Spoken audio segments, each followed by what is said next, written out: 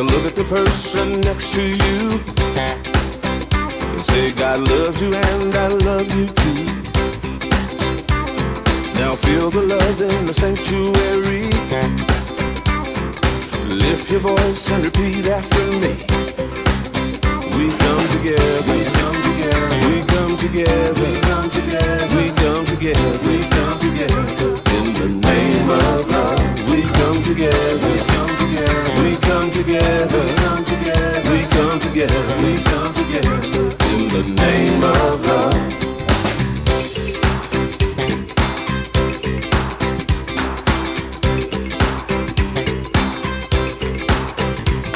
Now look at the person next to you.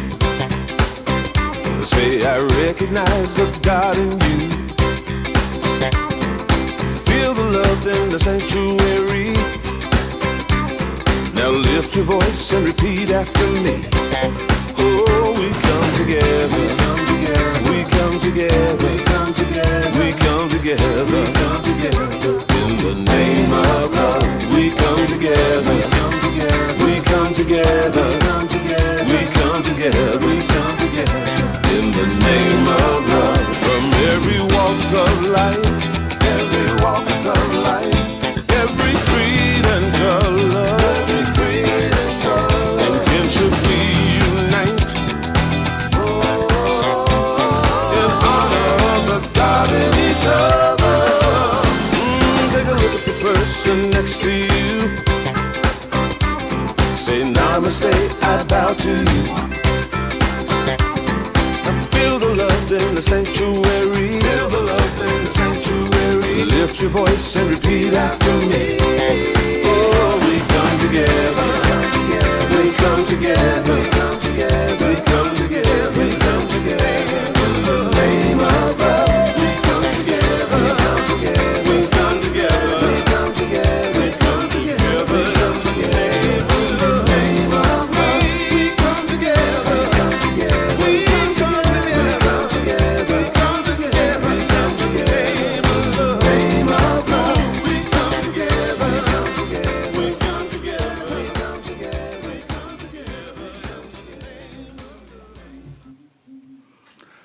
Good morning, everybody, and welcome to Unity of Springfield. We're going to start our service today in the Blue Book, number 3, Blessing to the World.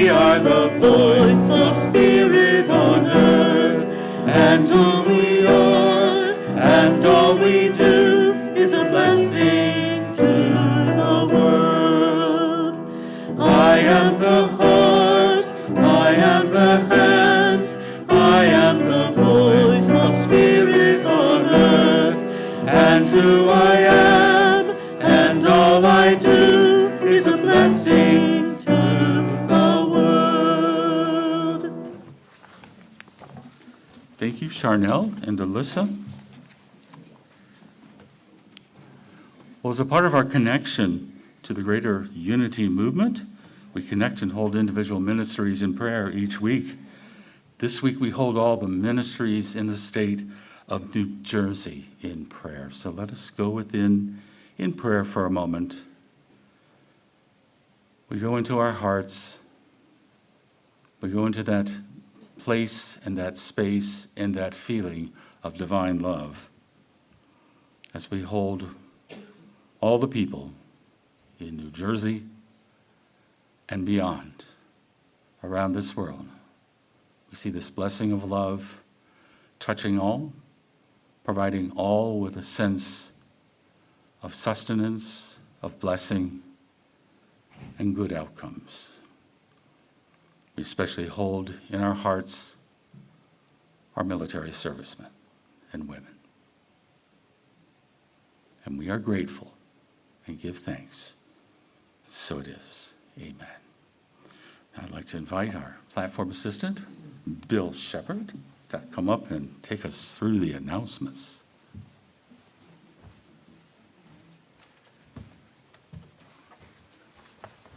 Morning.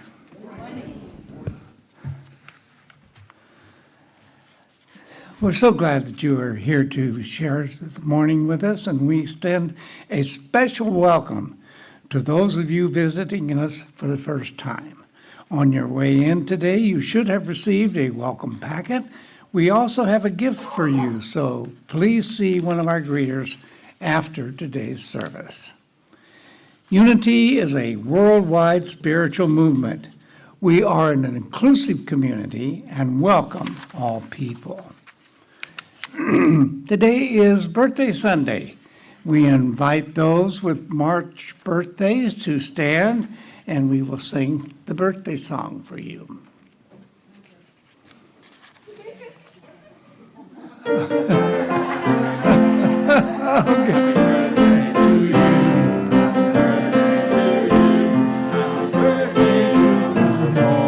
Happy birthday to you.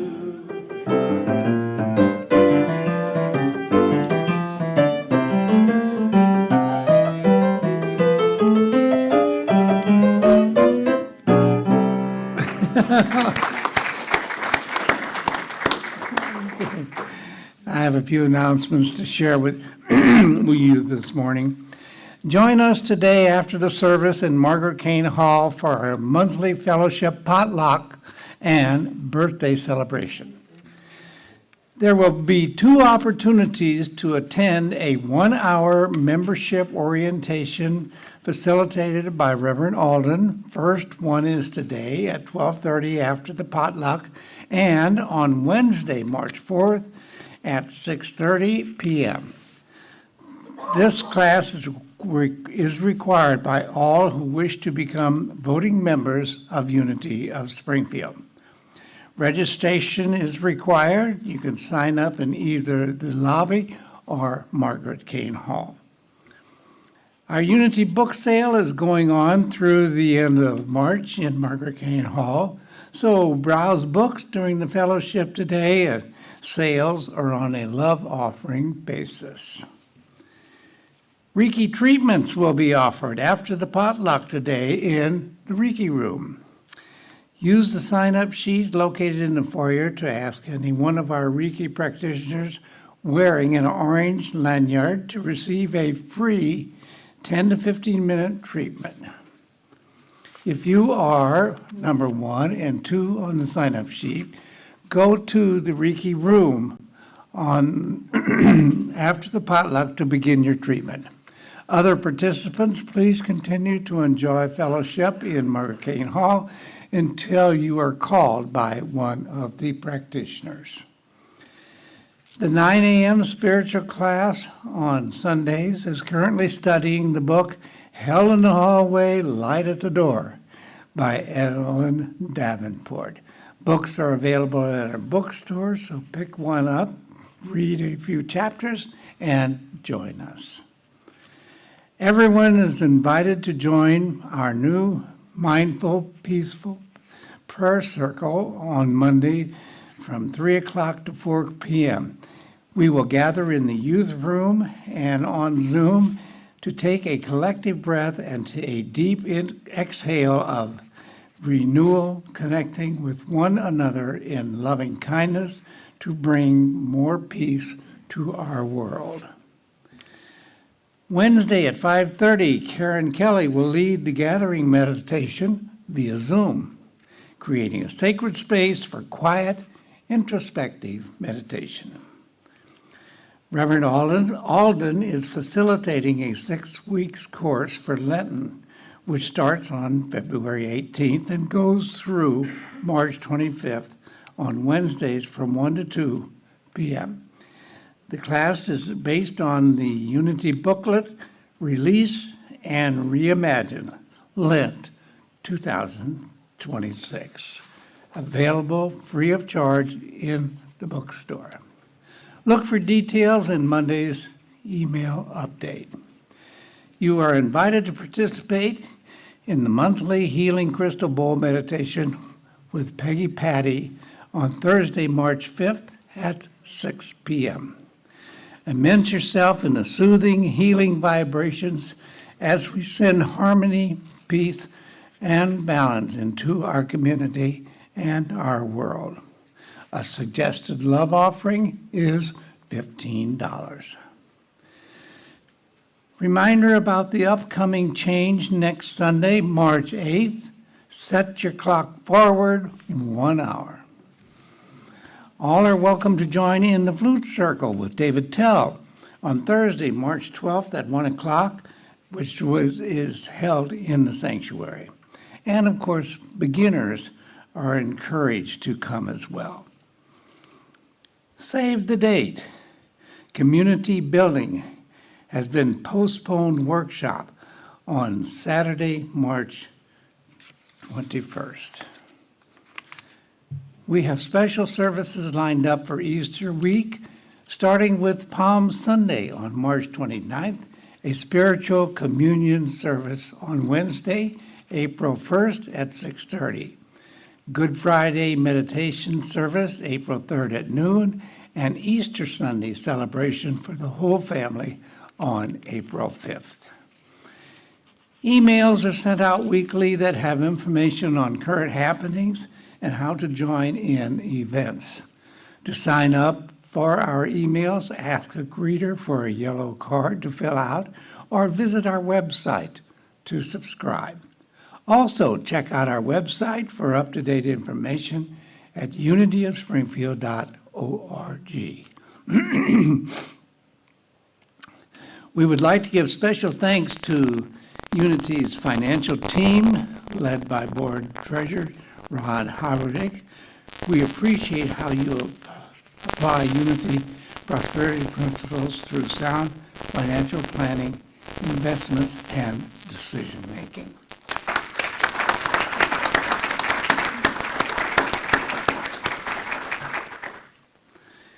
Creating our lives and our world through thoughts and beliefs we hold in mind is a spiritual principle we practice at Unity of Springfield.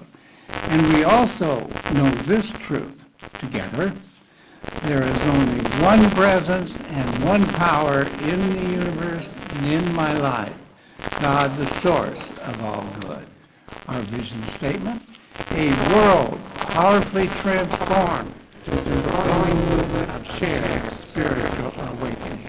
And our mission statement: we recognize God as love and delight in all people. Therefore, we provide a positive environment for spiritual growth that empowers all to be God's love in the world. Our youth and family ministry affirmation: our youth and family ministry empowers the next generation with loving kindness and acceptance, creating a safe, sacred space for children, teens, and young adults to explore, discover, and experience spirituality. And now Linda Canner will read today's daily word.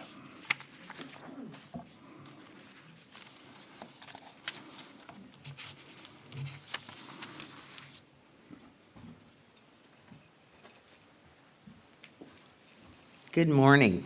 Good morning. Our word for today is illumination. I walk with faith along the path of light. When someone gets a flash of insight or makes a sudden realization, it is often said that a light bulb has gone off. It's no surprise that growing in understanding is likened to light, which brings brightness and clarity to what was once obscured by darkness. I am grateful for the illumination I have received as I have traveled the divine path. My spiritual growth may not always be easy, and I will never stop learning and discovering. But there is such value in the journey itself Those moments I feel newly close to God. Those times when the divine within helps me make a better choice in those precious flashes of pure love and light. I welcome my ongoing illumination, knowing the light I seek is already within me. From Psalms 18, verse 28, it is you who light my lamp. The Lord, my God, lights up my darkness. Again, our word for today, Sunday, March 1st, 2026, is illumination. And if you'll join me in the affirmation, I walk with faith along the path of life. Before we hear today's meditation and message from Reverend Alden, he will perform some special music for us. Well, today's special music is going to be performed by an artist that was shared with me by a colleague. If you frequent our Facebook page, you'll see a lot of positive affirmations from someone named Reverend Mary Ellen Swartz. She's a retired Unity minister from Tucson, and she sent me this song that was just written recently, and I think it really speaks to the heart and speaks to everything going on in our world today. And so we're going to play this. Here we go. And it's called Be Now Our Vision.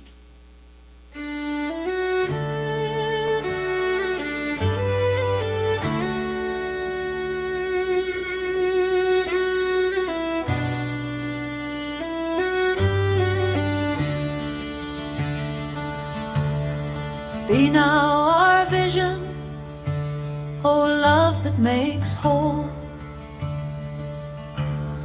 light of the world and the fire of the soul. Call us from comfort when truth is denied. Send us in courage to stand on love's side. Be now our wisdom, our truth in the fray, leading with kindness and guiding our way, not only in words but in all that we do. May our love become action, faithful and true. Be now our courage when justice is hard, unmasking powers that wealth often guards, standing with people the world hates and scorns, trusting in goodness where new hope is born. Be now our peace when the world is at war, mending all our hearts from deepest of scars. Teach us all how to forgive and to fight with only the weapons of love and light.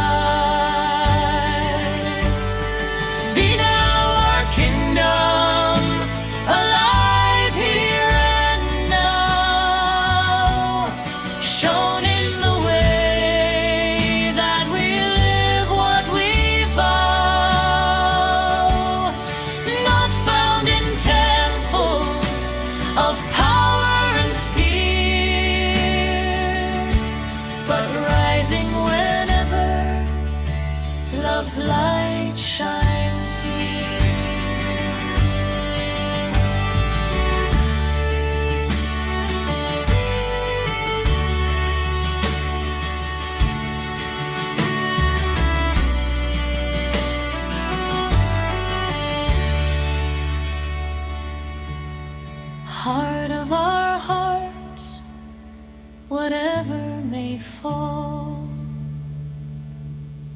still be our vision. Oh, love over all. When every neighbor is loved as a friend, then justice and mercy will never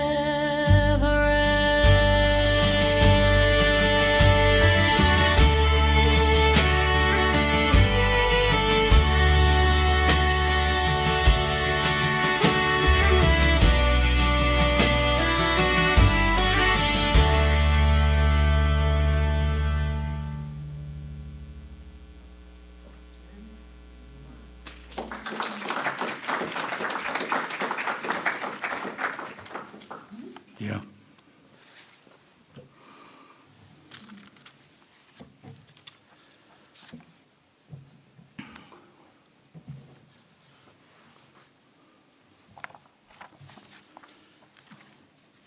Well, right now we have an opportunity to take all that we've heard and experience it within ourselves. So we enter now into this time of meditation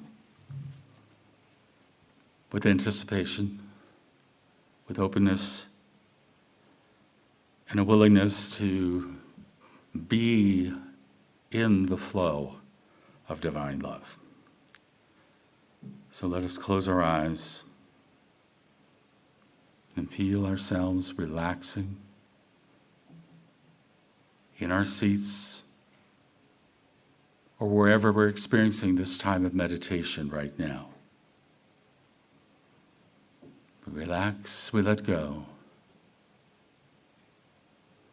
and we tune into the flow of our breathing, consciously breathing in deep breaths and releasing these breaths. A flow of breathing into our hearts, into our awareness, pure love, pure energy, and pure joy. And releasing fear, confusion, and heartache. And as we continue in this flow of conscious breathing, of conscious attunement, we feel ourselves becoming free.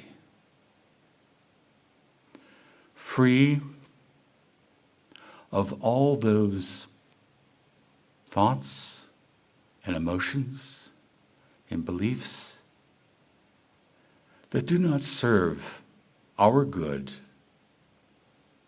or the good of this world. We let them go. We release them. And we move on. And we move on more deeply into that heart of God that is within every person.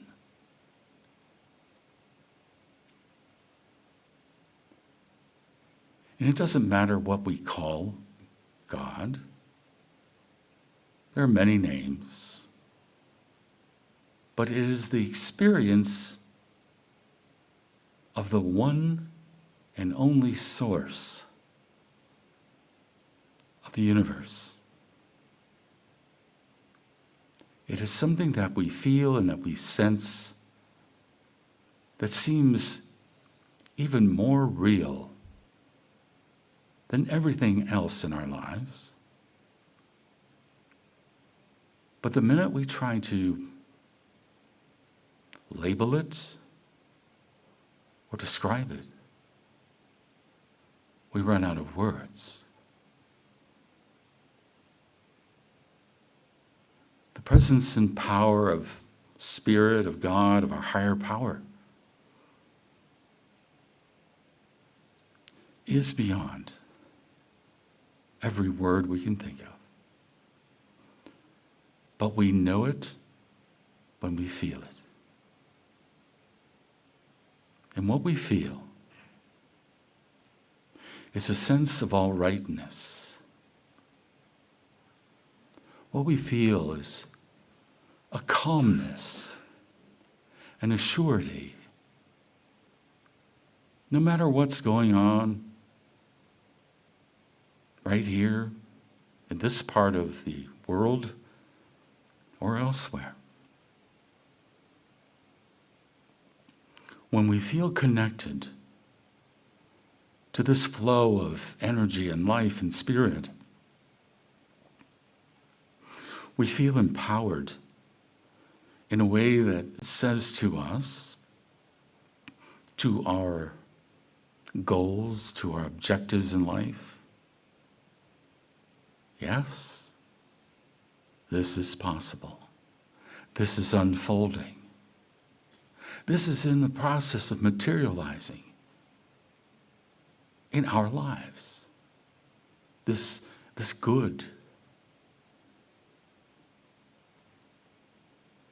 Each one of us is a channel, a conduit through which this one source, one power, this one energy is flowing in abundance, is flowing with creativity, is flowing with blessings for ourselves and everyone in our lives. This is the reality. This is the truth. This is who we are.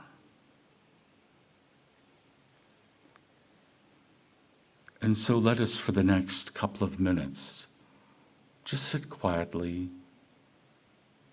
peacefully, with an openness and a receptivity to this flow of energy, this flow of love, for a moment in the silence.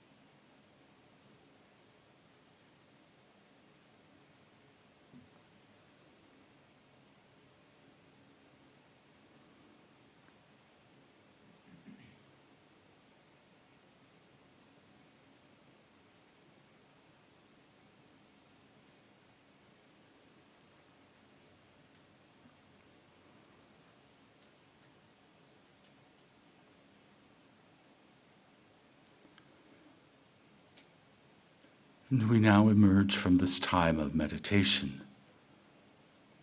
feeling the power of divine love flowing through our hearts as we move into the activities of our lives.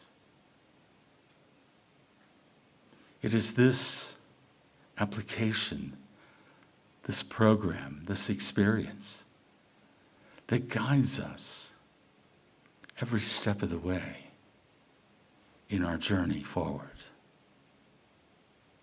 And for this knowing, this awareness, and this understanding, we are grateful for this time of meditation and inner reflection. And we give thanks in the name and through the power and through the nature of the living Christ presence within us all. And so it is. Amen.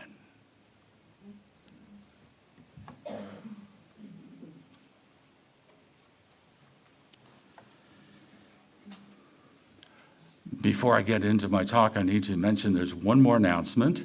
Those of you who are part of the community meals team, there is a meeting today during the potluck, so get your food. I think they'll be heading back into the room. It's called by a lot of names: meditation room, board room, classroom, the room back there. So anyway, and thank you to everybody who makes our service possible. And today we have Charnel and Alyssa leading our music.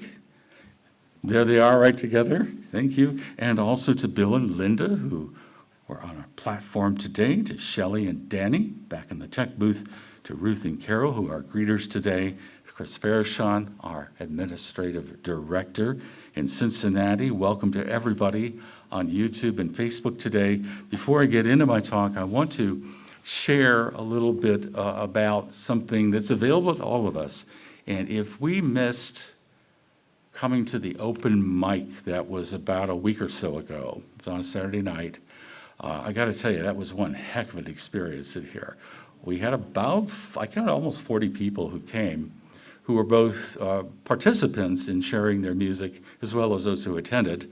And it was quite an eclectic array of musical genres, I guess I would put it that way, of all kinds. And during the event, I went around with my mobile phone and took clips of people doing different musical things, which are now on our Facebook page, also on Instagram. And I just want to play one little clip right now of the Layabouts ukulele band. And if you wore a shirt like mine, you'd fit right into this song.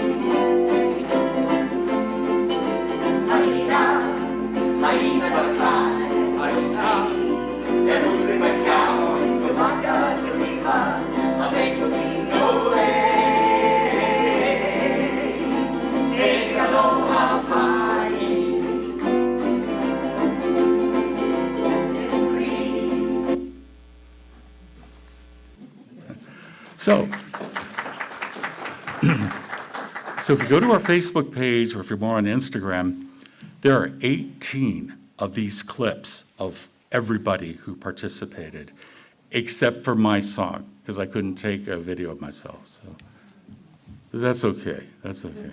So Layabouts and many other artists, including our own Dave Tell and Tim Hennebrey, are also on Facebook. So check it out.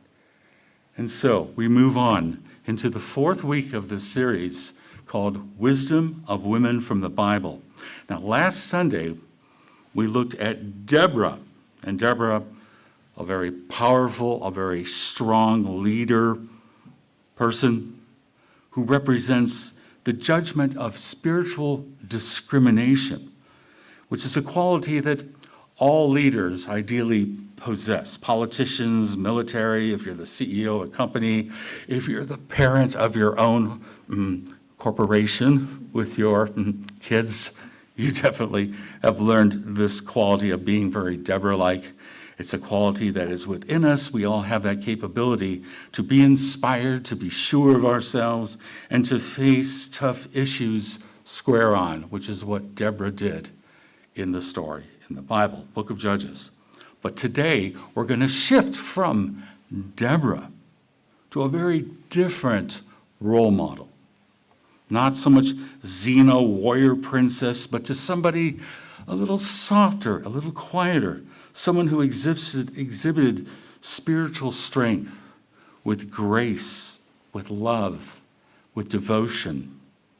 And as much as we need Deborah operating within us, we also need the qualities of our subject today working within us, and that is Ruth.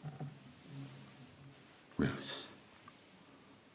You know, it's very interesting that some very significant people in the Bible, in the Hebrew Bible, Abraham, Moses, David, are considered paramount to knowing what Judaism is about, to knowing the history of the Israelite people. None of them have a book of the Bible named after them. None of them. Ruth does. And our subject next week, Esther, also does. Interesting, isn't it? Now, the book of Ruth is not a particularly long book. It's an easy read, 4 chapters. But it remains today, 3,000 years later, a significant story. What's also very interesting about Ruth is that she wasn't a Jew. She wasn't an Israelite. She was a Moabite. You're thinking, well, what's a Moabite? Well, at that time, and we're talking, 3,000 years ago, the Moabites were aggressors of Israel. You read in the book of Judges, they're mentioned quite a bit. And Ehud, the Israelite judge, drove out the Moabites, killed lots of them, brutally murdered the king of the Moabites, Eglon. So would you think that a fairly obscure woman from Moab would end up with her own book in the Hebrew Bible? Especially since it all happens right around the same time. But I think when we read the story, we can start to understand why it's so important. Because Ruth helps us transcend any possible animosities that might exist around Moabites and Israelites. Let me set the stage for you. The story begins with Ruth's future mother-in-law, Naomi. And so Naomi married, let's see if I can pronounce his name correctly, Elimelech. Not your everyday name. And they're from Bethlehem. That's a pretty familiar place to most of us. And what happened, there was a famine in Bethlehem. They always seem to have a lot of famines in the Bible. Have you ever noticed that? And so Naomi and her husband and her 2 sons, by then they had a couple of kids, they moved out of Bethlehem. And where did they go? Moab. Apparently Moab had food. Where's Moab? You don't hear about Moab today. Well, it's not called that today, but it's a part of the southwest corner of present-day Jordan, across the Jordan River, across the Dead Sea. It's over there. And so they moved there. And now politically, it doesn't always make a lot of sense why they would go there, considering the history of the Moabite people with the Israelite people, but it made sense geographically because it wasn't too far away, and they were hungry, and they didn't want to travel far. They didn't have cars back then, and if you're lucky, I had a what? A donkey. They probably walked there. So here they are, going to Moab, because you got to eat. And so the family moved to Moab, and their sons married Moabite women. And here are the Moabite women. Well, one of them's name was Orpah, not to be confused with Oprah, Orpah. And the other one was Ruth. Orpah and Ruth. So the sons of Naomi and Elimelech married Orpah and Ruth. Everybody got that? Okay. But things didn't work out so well in Moab. Naomi's husband died, as did her 2 sons. Now, you don't know what happened. Was it the food wasn't so good, the water wasn't so good, the climate wasn't so good, but they died. And there had to be some choices made, because here were 3 husbandless women. Now, that's not always an issue in our society today, but back then that was a big deal. Didn't have much. So, these women didn't have the kind of status, the kind of value that could come for them if they were attached to a man. Those were the times.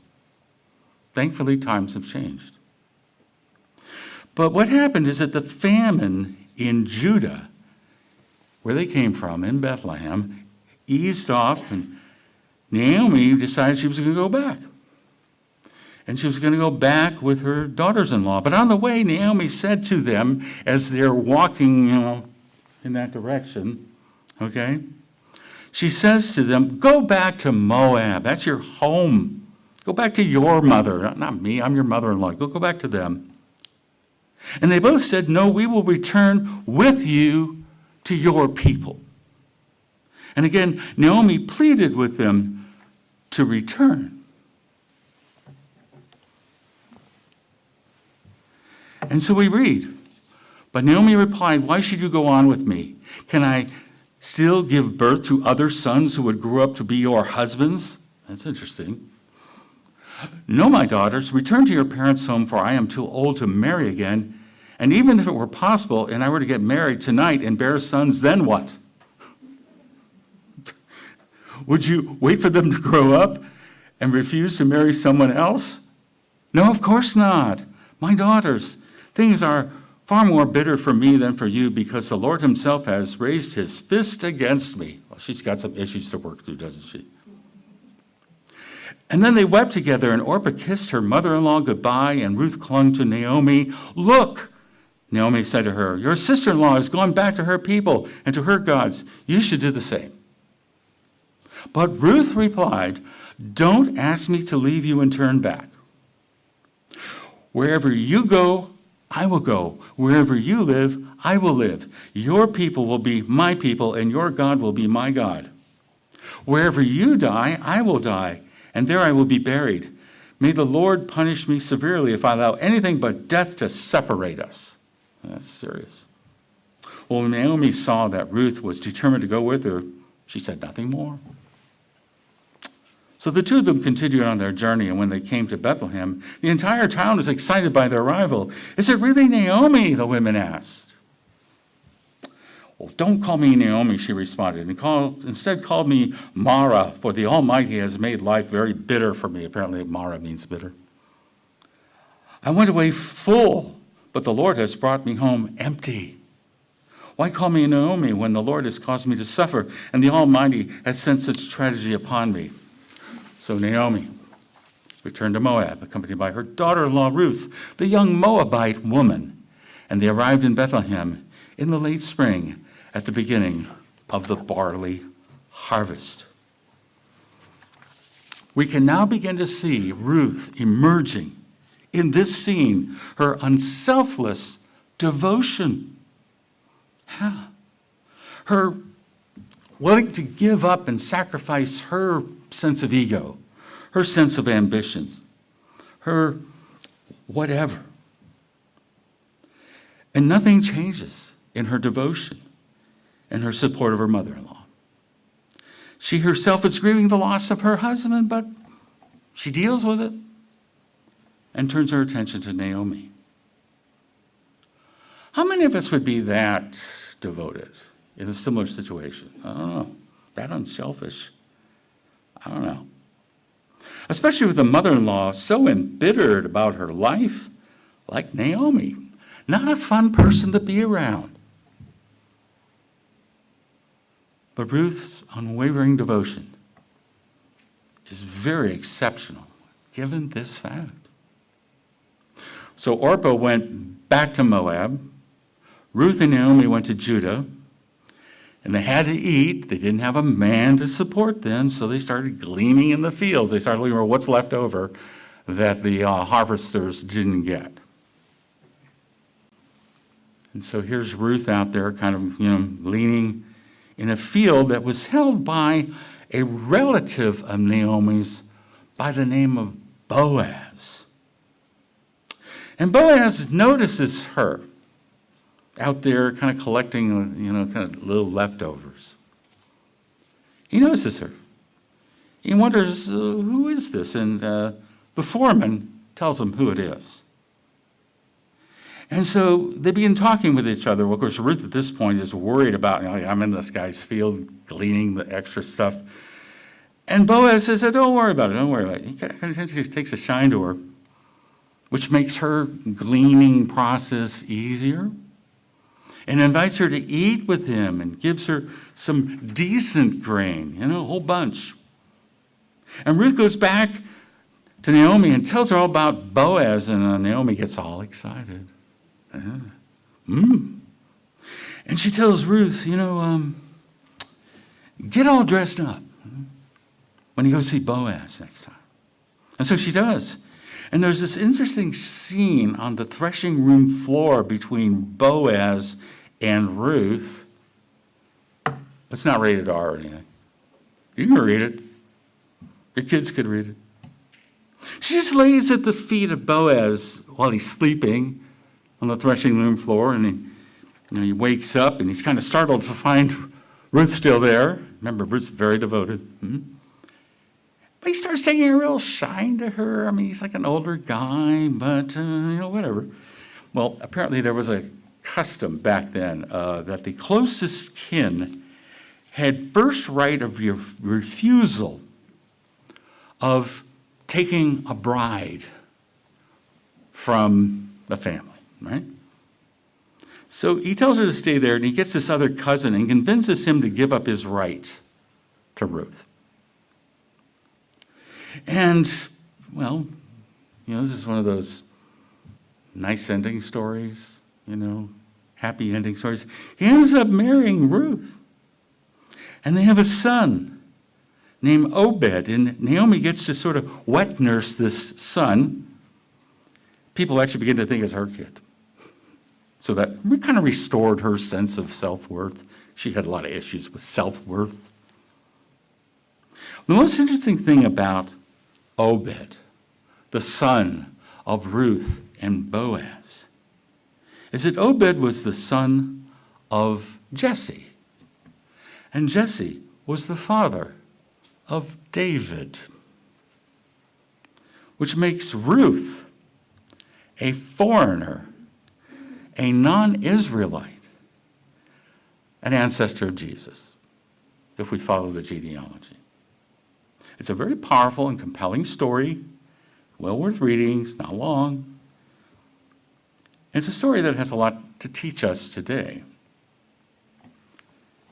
And it's all focused on just this one person, Ruth. Ruth, in Hebrew, means two things: friend and beautiful. Friend and beautiful. She certainly was a friend to her mother-in-law, Naomi, a devoted friend. And she certainly must have been beautiful to Boaz. But what made her a friend and what made her beautiful wasn't the outside of her.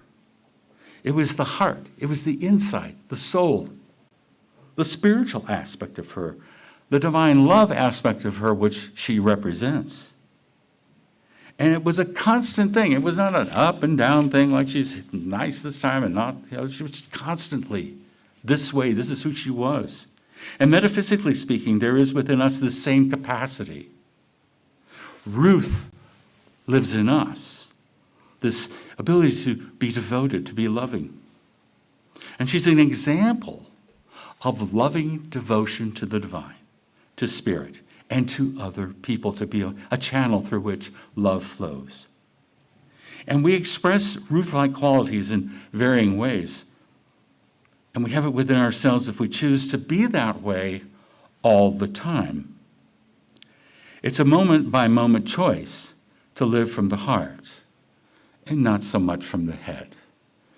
And that's part of our human lesson, is to move from here to here. In Ruth's case, her loving attitude helped her deal with the facts of her life. She had to deal with her mother-in-law, a very embittered woman about all the misfortune that happened to her. And yet she stuck with her through it all, as if Naomi were her own mother. Naomi could have stayed bitter and overwhelmed, but you got to think that she was impressed by her daughter-in-law. She was supported in such a way that transformed her. And so she repays Ruth by kind of helping her out with Boaz. Put on the nice dress. Ruth is very aware of being a foreigner, a Moabite. But she does what Naomi says. She's gleaning in the fields. She's open to Boaz. Let's see what happens. There's an abundance of grain that they're given. They're provided for what they needed in a prosperity sense. And then later, in a much greater sense, being married to this landowner, this guy with the fields named Boaz. It worked out for her. And the word Bethlehem, where they came from, literally means house of bread. House of bread. House of nourishment. House of food. House of sustenance. That's what that represents in us. And the lesson here is that love is what nourishes. It's what sustains us. It's what gives us what we need as we need it. As long as we stay out of the kind of Naomi embittered self-pity and all that, so woe is me, I don't have anything, I'm in this lack state of consciousness. We got to stay with Ruth, because Ruth was connected. She was connected because she felt this sense of devotion, this connection to the one source.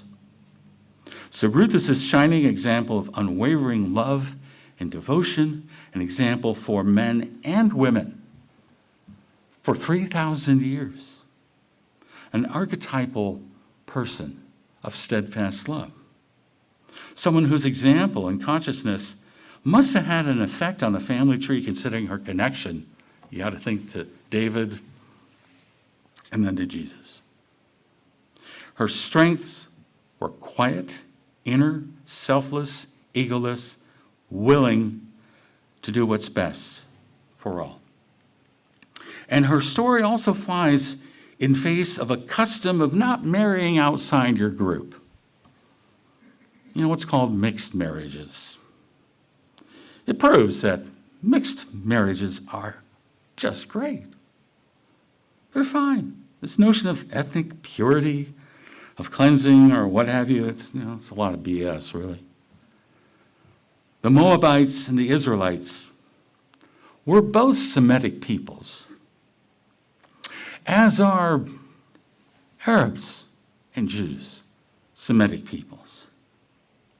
And if we're going to look at Moabites, you want to dig back into ancient history. Moab, the founder of Moab, was a son of Lot. Interesting.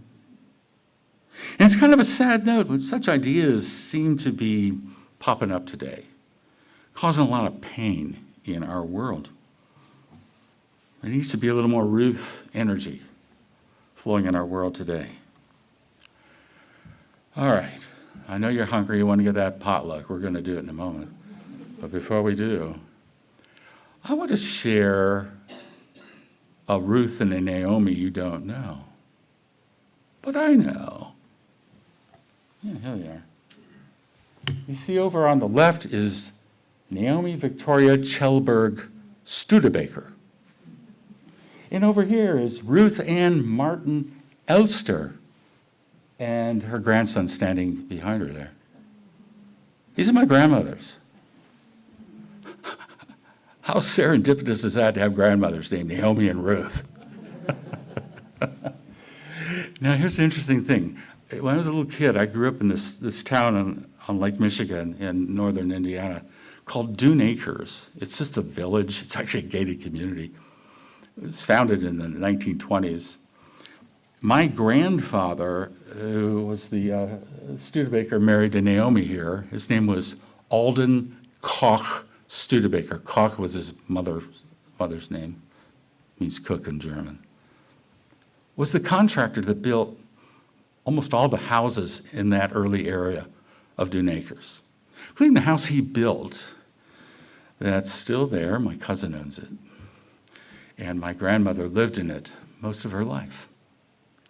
If you visit the Indiana Dunes National Park, which is strung along the lake there from Gary to about Michigan City, there is in the middle there, near the town of Porter, the Kjellberg Farm. Ever been there, anybody? Not yet. But the next time you're there, visit the house where my grandmother was born. It's a national park. It's always fun to go back and go, oh my, they really kept it up pretty well, didn't they? But she lived in this town of Dune Acres, as did me with my parents and my sisters. And also in this town was Ruth and her husband Leonard. I could walk to my grandparents' houses in 5-6 minutes from my house. There was Grandma Elster, and there was Grandma Studebaker, there was Ruth and Naomi for my first 10 years of life. I'm just sharing this with you. It's just a little anecdote. It's time to sing now. What are we singing? I know it's from the red hymnal. It's Count Your Blessings. It's number 149. Here.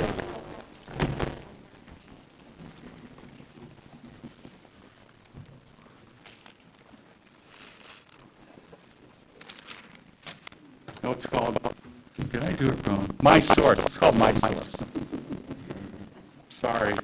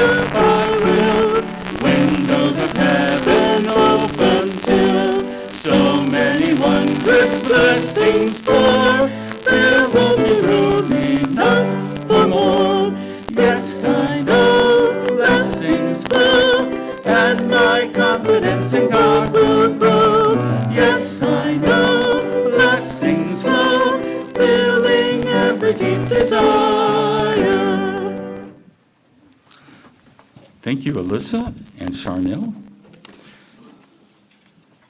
And now we can all be channels for good for our ministry, Unity of Springfield. If you brought a donation today, we have bowls in the front and back of the church to receive a gift.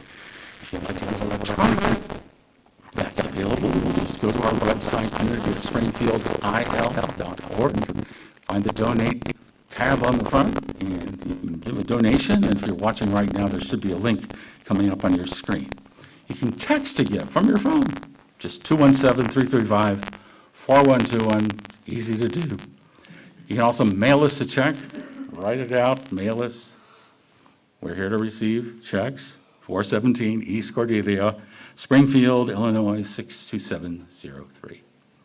And now let's join together with our offering blessing together. Divine love, through me, blesses and multiplies all that I am, all that I have, all that I give, and all that I receive. I am grateful. Amen. Let us now join together with our prayer for protection together. The light of God surrounds us. The love of God enfolds us. The power of God protects us. The presence of God watches over us. Wherever we are, God is, and all is well. Let us rise, form a circle as we sing, Let There Be Peace on Earth.